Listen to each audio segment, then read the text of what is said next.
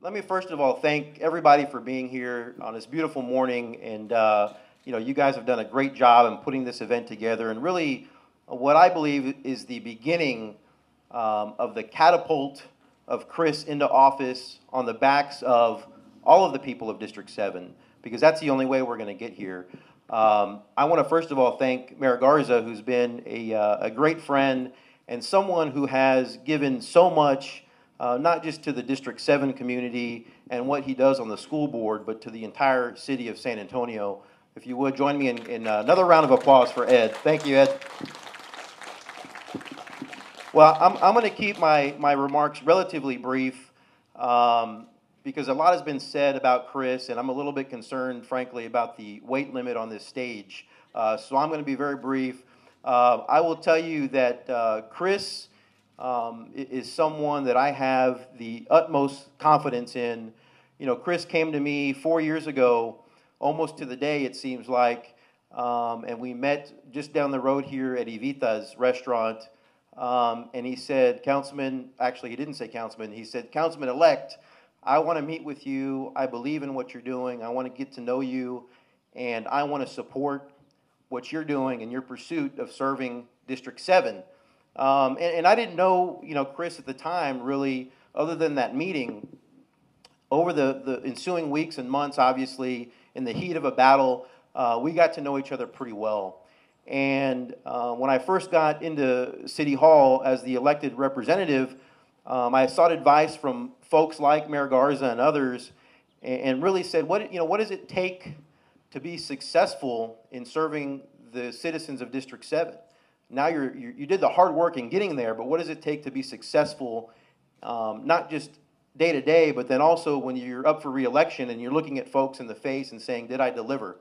And one of the most important things that Ed and others told me was you need to have folks that have your back, folks that will listen to concerns, and most importantly, folks that are responsive to the needs of the community. So I immediately thought of Chris, and I frankly said, Chris, look, I don't need so much help at City Hall. I think I got it down, but I need, where the rubber meets the road, I need you to be out in my field office. I need you to be responding to folks' concerns, whether it be filling potholes, slowing down traffic, putting in speed humps. Chris has been my right hand for the last 4 years.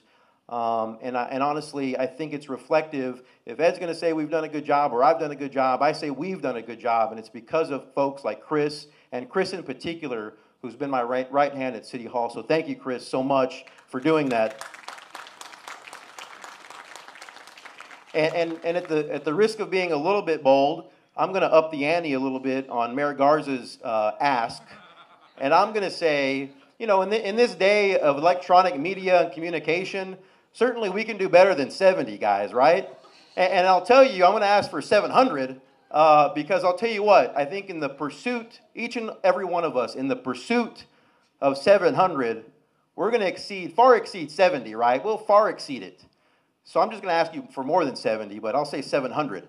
Let's just say with 7, District 7, let's go get 700 friends, and I know in the pursuit of 700, we will get there. So lastly, let me just say, first of all, thank you to Chris and his family for stepping up. I mean, this is an endeavor I know firsthand is a sacrifice because you spend so much time, in all of the needs that encompass serving the citizens of District 7.